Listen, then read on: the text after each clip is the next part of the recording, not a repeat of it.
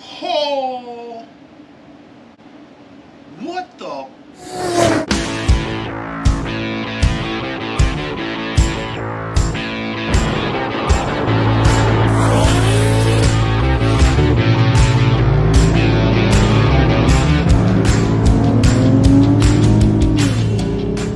Welcome to the video, everybody. Today we've got what y'all been waiting for, and honestly I can't believe it. I'm having a hard time believing it myself.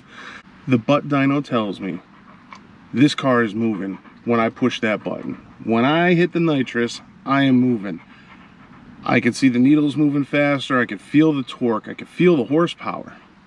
But I've wondered what the actual numbers were. How many pound-feet of torque are we putting down? How much horsepower are we making in this car? Now, granted, this is with the Diablo Sport unit that I tuned the car with, but I can't believe what I just saw. I mean, I believe it because I feel it, but I had no idea I'm in the ballpark that I'm in. Now, these are these are numbers coming out of the Diablo Sport tuning unit. This is not a dyno, a shop dyno with the correct and proper tune. I only say that because I keep burning the straps off my plugs. The new Iridium plugs have taken a beating because I can check two with the way this is set up, and the two that I've looked at are the front two that are still exposed, plugs number 2 and 4 on the driver's side bank. And I found the iridium straps got burned down. What are you gonna do? What are you gonna do, puppy? I don't know. I'm trying to figure it out myself. So as we continue to clean up from Hurricane Ian here, we decided to go ahead and get into it. I remembered I had some numbers from the track that the last time I went, ran a 14.18 mile, 96 miles an hour. Is the fastest time this car has ever done. Had no clue I was gonna put that time down. But in one of the rare cases where I got almost everything right, except winning the race, I actually managed to get my unit to pick up all the data from that run. So let's go ahead and take a look at that data. Here's what we're looking at. We've got our Diablo Sport i3, right? We're plugging in here, and we're gonna go ahead and check those numbers and see what we got. So when I initially got the numbers back, monster run at 14.18 is what I'm calling this one. This is what we're looking at. Max speed 96 miles an hour, horsepower 396 Hurstburgers, torque 428 pound-feet of torque. Those are the max numbers we're looking at right now. Could not friggin' believe it.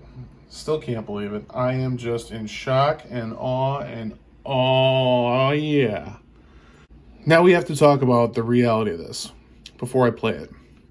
These are max values, right? These are the max numbers recorded. Does that mean I was in third gear and that's what I had? Who knows? That's why we're gonna watch what we got going on here. This was not done on a dyno. This was done at the track. These numbers might be reflective of at the crank. That's what it might be putting out.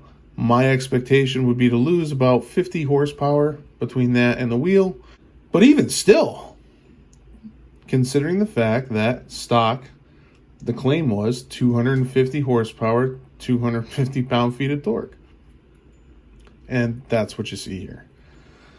Oh boy, let's go ahead and play this. I am just over the moon. I already talked to Liam. He's like, dude, no way. I'm like, dude, big way. Oh, don't you even. Pain in my butt. So, go back to regular play speed. That was the burnout you just saw go on your screen there.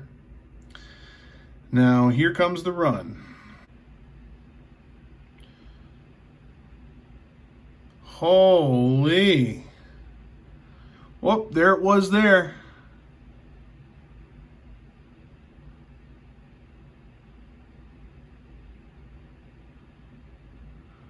Well, now, wasn't that something?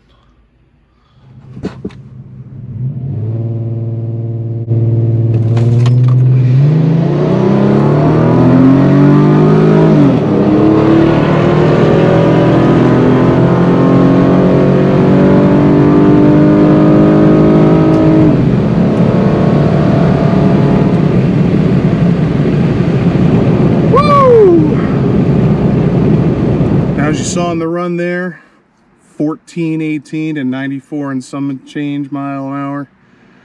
And I'll tell you what, that run felt like nothing I've ever run before in my life in this vehicle. And it really was. It's been the best. I haven't done any better since then. I'm really happy. I'm happy at the way this turned out. And I want to thank all of you viewers.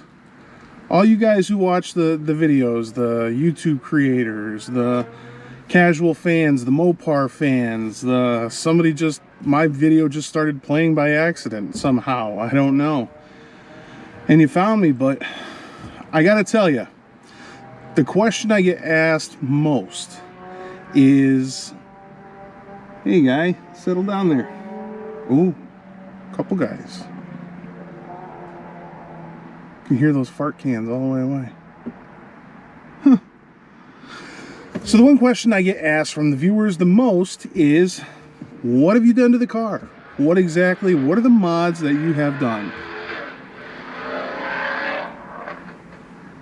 I wish my car sounded like that. So the first mod I want to talk about that is an absolute essential to do anything that I've done to this car is getting a Diablo Sport in-tune i3 tuner for the vehicle. And the credits to tune the vehicle as well. That was the first thing I had to do simply because I knew I wanted to change a lot of stuff.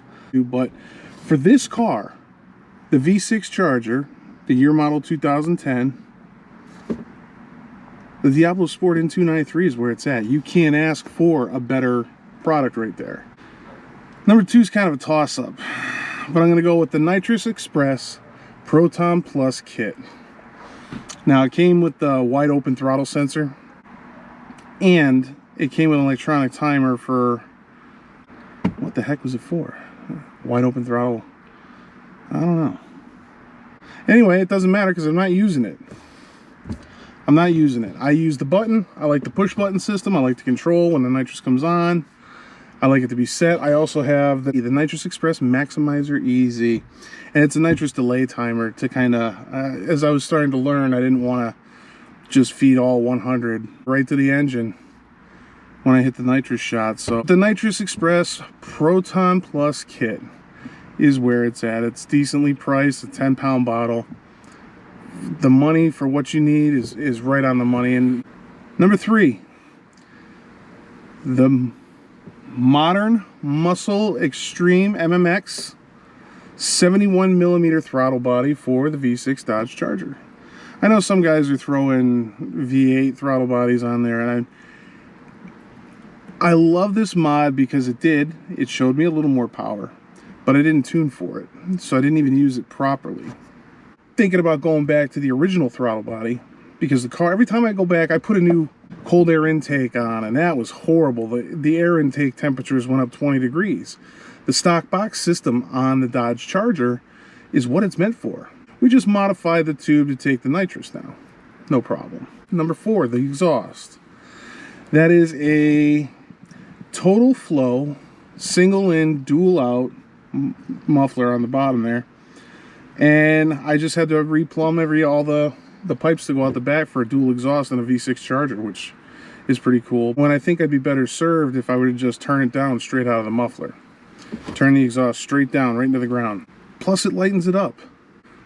Not bad. We'll see. We'll see. But we're gonna keep the Total Flow muffler. Alright? We're not gonna cut that off. I want to keep some semblance of back pressure because I'm already having a lean condition at wide open throttle with the nitrous on. I've talked about that in some video. That's why we're thinking about going back to the stock throttle body. Lessen that air. I'm talking about these two in tandem because they really are air in, air out. The engine's just a big air pump. With a stock throttle body, the amount of air that's supposed to go through there and what the car was tuned for with the Diablo Sport tuner should give me better performance as far as not burning the straps off my plugs. But again, that brings me to my next one. My plugs. For the run of the 1418, I was running a set of NGK Iridium plugs, 6 of them. And for normal driving conditions, they are amazing. Absolutely wonderful. I highly recommend, if you're not going to use a nitrous application in your car, you put those puppies in, you'll probably never have to change them again. And they're a good quality spark, good quality plug. I could feel a little more pep in the butt when I put them in. Maybe it's my head, maybe it's not. But problem with all that is when you put the nitrous to them, after the first run, after the first night of runs, I did 3 runs that night, and I haven't been back to the track since, to run the car anyway. And that is simply because I get home the next day, I pop the hood, I check the first 2 cylinders, the only 2 I have access to in this V6 Charger, and one of the 2, the strap is burnt back almost to the bend. Like if it bends like that, it was burnt to that angle. Gone. Like, shit. You gotta be shitting me. Now that was just after one night of racing. The E3s, I had them when I had the E3s in. Burnt those down too. Much, much worse. I burned 3 straps because they were multi. I had the diamond head. It had a really weird setup. But I ran them for a lot longer, and it started having problems. It started missing really bad. And once I pulled the plugs and realized they just look like 3 fingers like that, just little nubs hanging up out. They lasted longer than the iridiums did before. I thought the iridiums would burn up. But what I also noticed is the first plug I pulled of the E3s and the first plug I pulled of the iridiums were not the same. One was out of the 2-hole, the other was out of the 4-hole. And the E3s burnt in the 4-hole, whereas the iridiums burnt in the 2-hole. But in each case, the opposites, the cylinder next to it was all right. It was either just partially fouled, not burned at all, or just running fine in the case of the iridiums. So I'm thinking it's got to be an airflow issue. But these are the parts that are on the car as it stands right now. So phase 1 has been completed. Everything I wanted to do for phase 1 to get this car, and I feel pretty accomplished in that, where I've gotten it. I'm happy. I'm very, very happy with how it's gone so far. But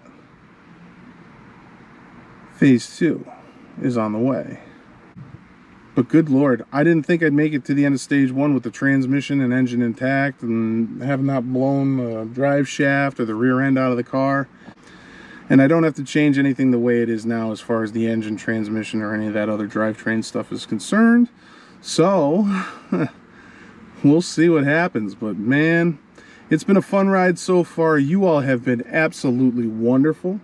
Thank you for the questions. Thank you for the comments. Keep it coming. And I'll see you in the next video. Be safe and stay well. And we'll see you soon for phase 2.